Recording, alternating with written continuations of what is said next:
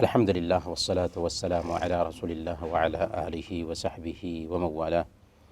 محترم بھائیو، السلام علیکم ورحمۃ اللہ وبرکاتہ۔ سورہ الانسان کی آخری آیات آج ہم پڑھیں گے، آیت نمبر 27 سے 31 تک، اخیر تک۔ اللہ رب العالمین بیان فرماتا ہے: اعوذ باللہ من الشیطان الرجیم، بسم اللہ الرحمن الرحیم۔ ان هؤلاء يحبون العاجلة ويذرون وراءهم يوما ثقيلا۔ بے شک یہ لوگ جلدی ملنے والی دنیا کو چاہتے ہیں اور اپنے پیچھے ایک بڑے بھاری دن کو چھوڑے دیتے ہیں۔ کفار مکہ ہوں یا دنیا کے دوسرے مشرکین ہوں یا کسی بھی زمانے کے دنیا پرست ہوں، وہ دنیا کو ہی سب کچھ سمجھتے ہیں۔ جلدی ملنے والی جو دنیا کی نعمتیں ہیں ان کو پسند کرتے ہیں، اور ہمیشہ رہنے والی جو زندگی ہے، آخرت کی زندگی، اس زندگی کو بھلا بیٹھتے ہیں۔ بل تؤثرون الحیاۃ الدنیا والآخرۃ خیر وابقی۔ بلکہ تم دنیا کی زندگی کو ترجیح دیتے ہو، جبکہ آخرت بہتر ہے اور باقی رہنے والی ہے۔ تو انسان کا یہ رویہ رہا ہے ہر زمانے میں کہ دنیا میں جو نعمتیں اس کو ملا کرتی ہیں، ان نعمتوں پر وہ ٹوٹ پڑتا ہے اور انہیں حاصل کرنے کے لیے تن من دھن کی کوشش کرتا ہے، لیکن ہمیشہ رہنے والی زندگی جو آخرت ہے اس کو بھلا بیٹھتا ہے۔ اسی کی طرف اشارہ کیا اللہ نے کہ بے شک یہ لوگ ایسے ہیں جو جلدی ملنے والی جو دنیا ہے اس سے محبت کرتے ہیں، اس کی چاہت میں جیتے ہیں، اور بھاری دن آخرت کا جو دن ہے اس دن کو بھلا بیٹھتے ہیں۔ کیا اس کا مفہوم یہ ہے کہ دنیا کو ترک کر دینا چاہیے؟ دنیا سے ایک انسان کو علیحدگی اختیار کرنی چاہیے؟ نہیں۔ اللہ کے نبی صلی اللہ علیہ وسلم بیان فرماتے ہیں: نعم المال الصالح للرجل الصالح۔ نیک انسان کے لیے مال کیا ہی اچھی چیز ہے۔ تو مال کمانا، دنیا کمانا یہ عیب کی بات نہیں ہے۔ عیب کی بات یہ ہے کہ ایک انسان دنیا کی چاہت میں آخرت کو بھول جائے، آخرت سے غافل ہو جائے، یہ عیب کی بات ہے۔ آگے اللہ تعالیٰ فرماتا ہے: نحن خلقناہم وشددنا اسرہم، نحن خلقناہم وشددنا اسرہم وَإِذَا شِئْنَا بَدَّلْنَا أَمْثَالَهُمْ تَبْدِيلًا۔ ہم نے انہیں پیدا کیا اور ہم نے ہی ان کے جوڑ اور بندھن مضبوط کیے، اور ہم جب چاہیں ان کے بدلے ان جیسے اوروں کو بدل لائیں۔ یہ آخرت سے بے فکر ہیں، مرنے کے بعد اٹھائے جانے کے دن کا انکار کرتے ہیں۔ کیا یہ کبھی انہوں نے سوچا کہ یہ کیا تھے؟ معمولی پانی کا ایک قطرہ تھے، ان کا وجود تک نہیں تھا، ہم نے ان کو پیدا کیا۔ وشددنا اسرہم، اور ہم نے ان کے پٹھے مضبوط کیے، ہم نے ان کی ہڈیوں کو ٹھیک کیا، ان کے جوڑ ٹھیک کیے۔ جسم کو دیکھیں کہ اس میں کتنے جوڑ ہیں، کیسی ترکیب اللہ تعالیٰ نے اس جسم میں بنائی ہے۔ تو یہ سب کس نے کیا؟ اللہ رب العالمین نے کیا۔ تو سب کچھ اس ذات نے کیا، پھر بھی ان کو اس بات پہ شک ہے کہ دوبارہ نہیں اٹھائے جائیں گے۔ اللہ تعالیٰ تو یہ کہتا ہے: وَإِذَا شِئْنَا بَدَّلْنَا أَمْثَالَهُمْ تَبْدِيلًا۔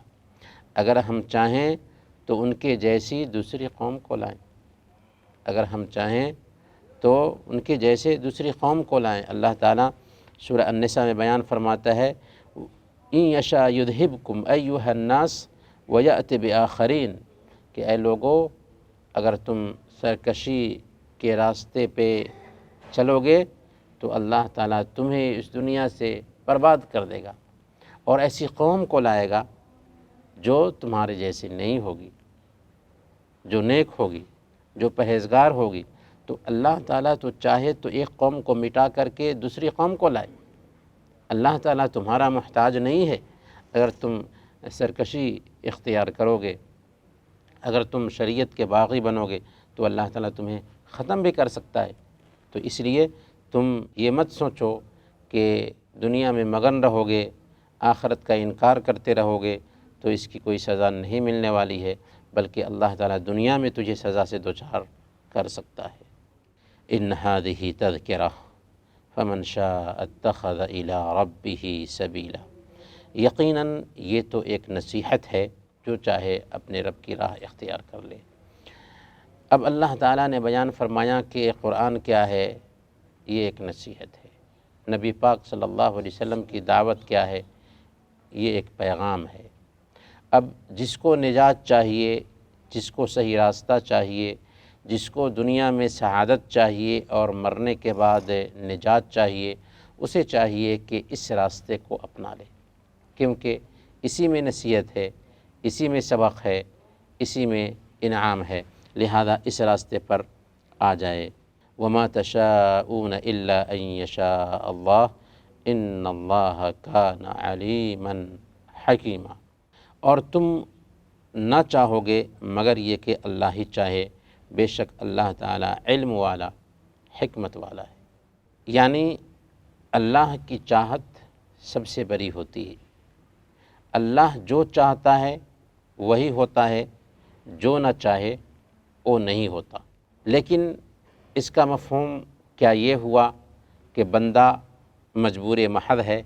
نہیں، اس سے پہلے آیت گزر چکی ہے، انا ہدیناہ السبیل اما شاکرا و اما کفورا، کہ ہم نے بندے کو دو راستہ دکھا دیا، خیر کا راستہ دکھا دیا، برائی کا راستہ دکھا دیا۔ ہم نے کہہ دیا بندے کو کہ دیکھو یہ راستہ ہے تو اس پہ چلو گے تو تمہیں دنیا کی نعمتیں ملیں گی، سعادت ملے گی اور آخرت میں نجات حاصل ہوگی، اور یہ ناکامی کا راستہ ہے، اگر اس راستے پہ گامزن ہوگے تو دنیا میں تنگی کی زندگی گزارو گے اور آخرت میں جہنم میں جانا ہوگا۔ تو دو راستے کی رہنمائی کر دی، پھر انسان کو عقل بھی دیا، سوچ بھی دی۔ اس عقل اور سوچ کے ذریعہ صحیح اور غلط میں تمیز کر سکتا ہے، لیکن اس کے ساتھ ساتھ اللہ رب العالمین کی اپنی مشیت بھی ہے۔ اللہ جو چاہتا ہے وہی ہوتا ہے، لیکن بندہ مجبور محض نہیں ہے۔ بندے کے اندر اگر ہدایت کی طلب ہوتی ہے تو اللہ تعالی ہدایت دیتا ہے۔ دیکھیں، یہ تقدیر کا مسئلہ ہے۔ تقدیر کے 4 مراتب ہوتے ہیں۔ کتنے؟ 4 مراتب ہوتے ہیں۔ سب سے پہلے نمبر پر علم، یعنی اللہ تعالیٰ کو ہر چیز کا علم ہے۔ دوسرے نمبر پر کتابت، اللہ تعالیٰ نے ساری مخلوق کی تقدیر لکھتی ہوئی ہے، کس کو کیا ملنا ہے، کس کو کیا ملا، سب کچھ اللہ رب العالمین نے لکھ دیا تھا، اور جیسے لکھا تھا ویسے ہی ہو رہا ہے۔ تو علم اور کتابت۔ تیسرے نمبر پر تخلیق، اللہ تعالیٰ ہی ہر چیز کا پیدا کرنے والا ہے۔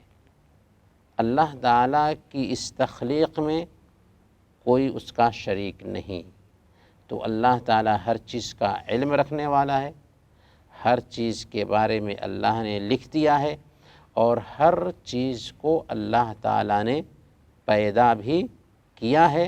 اور چوتھا جو درجہ ہے وہ ہے مشیت، ارادہ، چاہت۔ اللہ جو چاہتا ہے وہی ہوتا ہے۔ اس لیے اللہ رب العالمین نے سلمان فارسی رضی اللہ تعالی عنہ کی ایمان کی چاہت کی تو ان کو ایمان کی ہدایت مل گئی، لیکن اللہ کے نبی صلی اللہ علیہ وسلم کے چچا کے ایمان کی چاہت نہیں کی، اخیر وقت تک ایمان سے محروم رہا۔ پر کیا اس کا مطلب یہی ہوا کہ اللہ رب العالمین نے بندے کو مجبور محض بنایا؟ نہیں، بلکہ بندے کو اختیار دیا ہے۔ اسی اختیار کی بنیاد پر اسے انعام بھی ملے گا اور اس کی سزا بھی ہوگی۔ تو یہ دو نقطہ بہت اہم ہے، اسے سمجھنا چاہیے کہ اللہ رب العالمین کی چاہت بھی ہے اور بندے کو اختیار بھی ہے۔ اللہ رب العالمین جیسے چاہتا ہے ویسے ہی ہوتا ہے، لیکن بندہ مجبور محض نہیں ہے۔ بے شک اللہ تعالیٰ علم والا ہے اور حکمت والا ہے۔ يدخل من يشاء في رحمته والظالمين اعد لهم عذابا علیما۔ جسے چاہے اپنی رحمت میں داخل کر لے، جسے چاہے اپنی رحمت میں داخل کر لے۔ کیوں؟ اس لیے کہ ہدایت اللہ کے ہاتھ میں ہے۔ وہ جسے چاہتا ہے ہدایت سے سرفراز کرتا ہے اور جسے چاہتا ہے ہدایت سے محروم کرتا ہے۔ ہدایت کس کو ملتی ہے؟ جس کے اندر ہدایت کی چاہت ہوتی ہے۔ جس کے اندر ہدایت کی چاہت نہیں ہوتی اسے ہدایت نہیں ملتی۔ والظالمین اعد لهم عذابا علیما، اور اس نے ظالموں کے لیے دردناک عذاب تیار کر رکھا ہے۔ ظالم سے مراد کون ہیں؟ وہی ہیں جو کفر کے راستے پر چلتے ہیں، صحیح راستے کا چوائز نہیں کرتے۔ تو جن لوگوں نے دو راستے کی تو نشاندہی کر دی اللہ نے، صحیح راستہ نہیں اپنایا، غلط راستے پر چلتے رہے، تو یہ ظالم ہیں۔ سب سے بڑا ظلم کون سا ہے؟ شرک ہے۔ ان الشرک لظلم عظیم، شرک سب سے بڑا ظلم ہے۔